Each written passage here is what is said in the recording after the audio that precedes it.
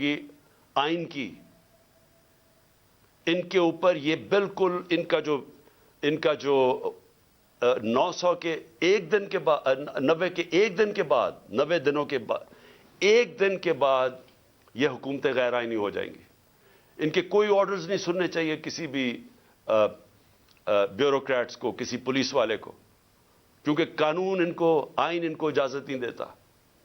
تو جو اس ملک کی، میں قوم کو صرف آج سب سے پہلے تو یہ بتانا چاہتا ہوں کہ اپنی عدلیہ کے ساتھ ہم نے کھڑے ہونا ہے. ان کو ہماری ضرورت پڑے گی، کیونکہ ابھی سے ہی ان کے خلاف سٹیٹمنٹس آنی شروع ہو گئی ہیں، ان کو پریشر ڈالنے کی کوشش کی گئی ہے. جبکہ آئین واضح ہے، اس کے باوجود یہ کہنا یہ کوشش کر رہے ہیں. اور یہ جو دو مافیا فیملیز اس ملک پر مسلط ہوئی ہیں، یہ سارا وقت ان کا یہ نہیں کہتی، ان کو شرم بھی نہیں آتی یہ کہتے ہوئے، یہ اصل میں یہ کہتے ہیں کہ ہم قانون سے اوپر ہیں. نواز شریف کہتے ہیں میرے سے بڑا ظلم ہوا ہے، مجھے نکالا گیا. 1.5 سال اس کے اوپر تفتیش کی گئی سپریم کورٹ، اس کے بعد JIT، اس کے بعد ثابت ہوا اس کی کرپشن کا کہ 4 لندن میں بڑے بڑے فلیٹ جو پینما کے انکشاف میں سامنے آئے تھے، جو کسی ہم نے نہیں نکالے. انٹرنیشنلی ان کو اللہ کی پکڑ تھی، ان کے فلیٹ سامنے آ گئے جو ہمیشہ کہتے تھے ہمارے نہیں، ماننے پڑے ہمارے ہیں، اور عدالت میں بتا ہی نہیں سکے کہ پیسہ کدھر سے آیا. تو اس کے بعد جب عدالت نے ان کے خلاف فیصلہ کیا تو یہ نہیں کہ ابھی تک ثابت نہیں کر سکے کہ کدھر سے منی ٹریل گئی اس ملک سے پیسہ یہ فلیٹ خریدنے کو. ایک ڈاکیومنٹ نہیں دے سکے ثابت کرنے کے لیے. لیکن وہ کہہ یہ رہے ہیں کہ جرت کیسے پڑ گئی کسی کے ہمارے اوپر کیس کرنے کی، عدالتوں کو کیسے جرت پڑ گئی ہمارے خلاف فیصلہ کرنے کی. یہ اصل میں یہ کہہ رہے ہیں، اور ابھی بھی یہ کوششیں کریں گے، کیونکہ الیکشن سے یہ ڈرے ہوئے ہیں، عوام سے ڈرتے ہیں.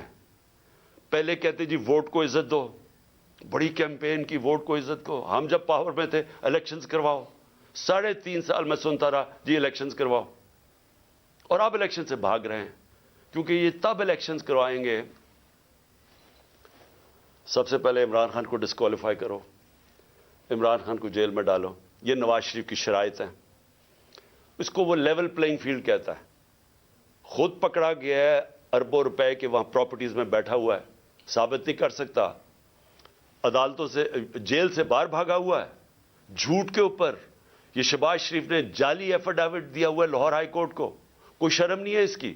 لیکن عمران خان کو جیل میں ڈالو، ڈسکوالیفائی کرو. تحریک انصاف کے لوگوں کو پکڑ دھکڑ کرو. شرمناک رول ہے اس ملک کی الیکشن کمیشن کا. میں نے کبھی اس طرح کی بے شرم الیکشن کمیشن نہیں دیکھی. ہر فیصلہ کرتی ہے یہ نواز شریف سے حکم لے کے، ہر فیصلہ کرتی ہے ہینڈلر جو پیچھے کہتے ہیں. 2 جو کیئر ٹیکر گورنمنٹس بنائی ہیں انہوں نے، ہم نے اتنے نام بھی ویسے دیے جو کہ غیر جانبدار تھے. انہوں نے جان کے ان لوگوں کو اوپر بٹھایا ہے جو یہ لاہور کا چیف منسٹر بنایا ہے. اس کو بالکل جو سب سے بڑا دشمن تھا تحریک انصاف کا، اس کو اوپر بٹھا دیا. جیسے آفیسرز پوائنٹ کر رہے ہیں، جو یہ جو پولیس والوں کو رکھا گیا جنہوں نے ہمارے پر تشدد کیا، ان سب کو اوپر بٹھا دیا. تو ہمارے اوپر کیسز کرو، پارٹی کو توڑو. جب یہ سمجھیں گے کہ یہ بالکل گراؤنڈ تیار ہو گئی ہے ان کے لیے، تب یہ چاہتے ہیں الیکشن کرواؤ. اس لیے بھاگ رہے ہیں الیکشن سے. اور میں ویسے ان کو کہہ دوں کہ جتنی بھی دیر آپ کر لیں رزلٹ وہی نکلنا ہے، جتنی دھاندلی کر لیں رزلٹ وہی نکلنا ہے. لیکن ملک تباہ ہو رہا ہے. ہماری ساری کوشش یہ تھی کہ الیکشنز ابھی اس لیے ہم کروانا چاہتے تھے کہ الیکشن ایک ہی طریقہ ہے اس دلدل میں جو ملک پھنسا دیا اسے نکلنے کا، اور تو دوسرا راستہ ہی کوئی نہیں ہے. تو ہم اپنے ملک کے لیے اپنی 2 گورنمنٹس ڈیزالو کرتے ہیں اپنے ملک کی خاطر، کہ کسی طرح ہم جو یہ ادھر پہنچا دیا انہوں نے پاکستان کو، کہ اس ملک کی 75 سالہ تاریخ کے اندر کبھی ملک کے یہ حالات نہیں تھے جو آج ہیں. کسی سے پوچھے یا چھوڑیں کہ میں عمران خان کیا کہہ رہا ہے، میں چاہتا ہوں کہ کسی اکانومسٹ سے پوچھ لیں، کوئی غیر جانبدار لوگ، ایکسپرٹس ہوں پالیٹکس کے، اکنامکس کے، ان سے تو پوچھے کہ کبھی پاکستان کے یہ حالات تھے. اور کوئی آگے روشنی بھی نہیں نظر آ رہی. جتنی دیر یہ بیٹھے رہیں گے یہ اور ہم ڈوبتے جا رہے ہیں. میرے پاس اعداد و شمار ہیں. میں یہ پھر سے اپنی قوم کو بتانا چاہتا ہوں کہ یہ جو حالات آج ہیں، کیسے اس ملک کا تنخواہ دار طبقہ اب گزارا کرے گا. اور ابھی شروعات ہیں. ابھی جو IMF کے ساتھ انہوں نے طے کیے کنڈیشنز، اس کے بعد جو اب لہر آنے لگی ہے مہنگائی کی، کیسے؟ میں تو ابھی بتاؤں گا جو آج حالات ہیں، ابھی مزید جو آگے ہوں گے وہ کیسے وہ برداشت کریں گے وہ لوگ. تو میں سب سے پہلے دوسری بات جو آج میں کرنا چاہتا تھا، ہمارے پرانے آرمی چیف، انہوں نے ایک صحافی کو ایک انٹرویو دیا اور اس نے پھر کالم بھی لکھی. اس میں اس نے 2-3 چیزیں ایسے کہیں، تو میں صرف ان کے اوپر بات کرنا چاہتا ہوں کہ اگر ہمارے ملک نے اب اس دلدل سے نکلنا ہے تو پاکستان کو ایسے ہمیں چلانا پڑے گا جو اب تک ہم نہیں چلا پا رہے. اور اس کے لیے سب سے پہلی چیز ہوگی رول آف لا. جب تک ہم سب کو قانون کے نیچے نہیں رکھتے، جب تک آئین کے دائرے میں رہ کے ادارے اور لوگ کام نہیں کرتے، اس سے اب ہم نہیں نکل سکتے. میں پھر سے کہہ رہا ہوں، ایک ہے نعمتوں کا راستہ، وہ بالکل مختلف ہے. ایک ہے تباہی کا راستہ، اس طرف ہم نکلے ہوئے ہیں. تو یہ جو آرمی چیف نے، ایکس آرمی چیف نے باتیں کی، سب سے پہلے تو مجھے حیرت ہوئی کہ اس نے کہا جی عمران خان ملک کو تباہی کی طرف لے کے جا رہا تھا. میں نے عمران خان سے ملک کو بچانا تھا تو تسلیم کر لیا کہ اس نے فیصلہ کیا تھا گورنمنٹ گرانے کا، جو میں اور ساری قوم کو ویسے ہی پتہ ہے. لوگوں کو تو اب سوشل میڈیا کا زمانہ ہے. وہ آخری رات جس دن میں نے کہا تھا کہ کوئی رہ تو نہیں گیا، تو اس دن رات کو تو سب قوم کو پتہ چل گیا تھا کہ کون تھا پیچھے اس کے. وہ ارشد شریف شہید نے بڑی زبردست بات کی، وہ کون تھا، تو سب کو پتا تھا وہ کون تھا. لیکن یہ نہیں میں سوچ رہا تھا کہ وہ تسلیم ہی کر جائے گا کہ وہ میں تھا. اور اس نے کہا کہ بڑے برے حالات تھے پاکستان کے اور تباہی کی طرف جا رہا تھا. تو پہلے تو اس نے اکانومی کی طرف کہا، پھر اس نے فورن پالیسی کی طرف کہا کہ امریکہ بڑا ناراض تھا، امریکہ خوش نہیں تھا عمران خان سے. اور فورن پالیسی کا بھی وہ ایکسپرٹ تھا. پھر اس نے سیاست کی بھی کوئی باتیں کی، بڑا لمبی بات چیت کی. پھر وہ شوکت ترین کے اوپر کہہ دیا کہ اس نے اکانومی تباہ کر دی. تو اکانومی کا بھی ایکسپرٹ، پالیٹکس کا بھی ایکسپرٹ، فورن پالیسی کا بھی ایکسپرٹ وہ. دیکھیں یہ آگے جو میں اب ملک کو آگے کا سوچ رہا ہوں نا کہ ملک آگے کیسے بڑھے گا. دیکھیں یہ ایک آدمی کے پاس جب اتنی زیادہ پاور آ جاتی ہے، جو پاور اس جنرل باجوہ کے پاس تھی کہ سپر کنگ تھا، سب کے اوپر بیٹھا ہوا تھا، سارے فیصلے اس کے. گورنمنٹ تب تک ٹھیک، یعنی گورنمنٹ کے کام تب تک ہوتے تھے جب تک جنرل باجوہ فیصلہ کرے کہ ہاں یہ ٹھیک ہے. لیکن اگر میں عمران خان کہہ رہے کہ اس ملک میں احتساب ہونا چاہیے، جو 30 سال سے ملک کو چوری کر رہے تھے، جن کے پرانے کیسز بنے ہوئے ہیں، سوائے شہباز شریف کے 2 TT کیس اور وہ جو اس کا FIA میں مقصود چپڑاسی والا کیس تھا 16 ارب کا، اور TT کا 8 ارب، جو اوپن اینڈ شٹ کیسز تھے، ان کے علاوہ تو سارے پرانے کیسز تھے. لیکن جب باجوہ صاحب نے فیصلہ کر لیا کہ احتساب نہیں ہوگا، تو احتساب نہیں ہو سکتا، کیونکہ اس نے اس میں تسلیم بھی کر دیا کہ نیب کو بھی وہ کنٹرول کرتے تھے. سو نیب بھی ان کے ہاتھ میں تھی، تو اکاؤنٹیبلٹی اگر وہ نہیں فیصلہ کرتے تو نہیں ہو سکتی، کیونکہ سپر کنگ ہے وہاں بیٹھے ہوئے. اس سے کیا چیز سامنے آئی کہ ایک آدمی کو جب اتنی زیادہ پاور مل جائے لیکن اس کو کوئی پوچھنے والا نہیں ہے، کوئی چیک نہیں کر سکتا. تنقید تو عمران خان کی ہوتی تھی ہر دوسرے دن، ہر روز ٹی وی پہ گالیاں سن رہا ہوں، تنقید ہو رہی ہے. پنچنگ بیگ تو میں تھا، پاور وہ لے کے بیٹھے تھے. فیصلہ جو کرنا ہے وہ، اگر وہ فیصلہ میں کوئی پالیسی وہ مانتے تھے تو وہ ہو جاتی تھی. اور خوش قسمتی سے کرونا کے اوپر ہم ایک پیج پہ آ گئے، کیونکہ ہم نے بڑا فیصلہ کیا کہ سمارٹ لاک ڈاؤن ہونا. ہم اپنے لوگوں کو تباہی میں نہیں ڈالنے لگے، کیونکہ غریب نے کچھ نہیں جانا تھا. اگر ہم لاک ڈاؤن کر دیتے غریب نے مر جانا تھا. تو ہم نے بڑا فیصلہ کیا تھا، تو اس میں انہوں نے سپورٹ کی، تو وہ تو ٹھیک چلتا گیا، بلکہ بڑا اچھا کام ہوا۔ اور بھی کام تھے، میں بار بار کہتا ہوں کہ بڑا ایشو بن سکتا ہے پولیو کا پاکستان میں، اس کے اندر بارڈر ایریاز میں بہت مدد کی انہوں نے۔